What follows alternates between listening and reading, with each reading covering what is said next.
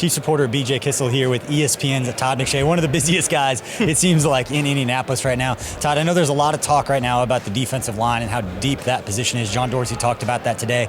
But I want to ask you about the defensive backs, because in your latest mock draft, you got Von Bell from Ohio State connected to the Chiefs. Just what do you like about his game and fitting with Kansas City? He's solid in run support, has a lot of good range. He's a little bit inconsistent as a tackler, but he's as good as it gets, really. He's up there in the elite class in terms of college guys that can cover. Change of direction, body control, instincts, can play zone, can play man-to-man, and the ability to track the ball and the closing burst that he shows on tape.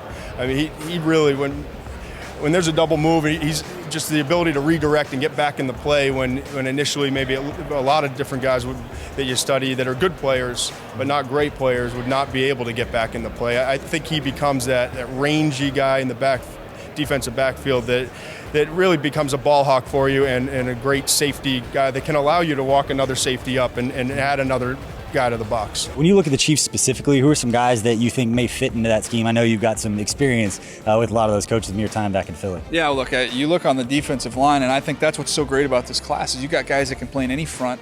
They're very versatile. Vernon Butler, to me, from Louisiana Tech, is somebody you almost, when I watched him, I'm sitting here going, okay, who does he remind me of? What is like? So, he's not 350 pounds like Dontari Poe, but this is a 325-pound guy that just got incredible athleticism and range. He'd be fun to watch in that defensive scheme. You go on and on and on. There's so many defensive tackles. Kim Diche, when's he going to go? Has some character concerns there.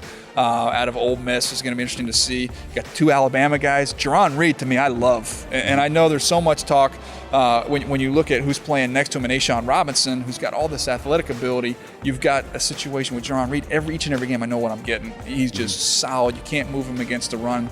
And I think he does have a little upside as a pass rusher. The offensive guy and defensive guy I don't want to face 5 years from now. Defensive guy I don't want to face 5 years from now. I'm going to go with Vernon Hargreaves from Florida. I really think he's going to develop into a big-time cornerback.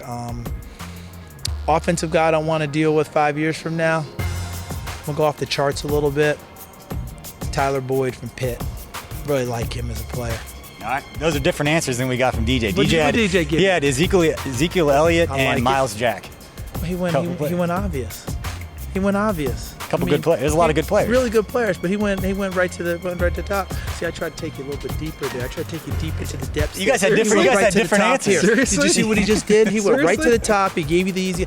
I go for those other guys, the sleeper guys. And all the talk about D-line, and neither one of you went with the defensive line. He's a show-off. That's what it is. He wants to use some down-the-line names to show how much he's got up there. That noggin of his. And how many of them do I ever get right? None. No, he gets a lot of them right.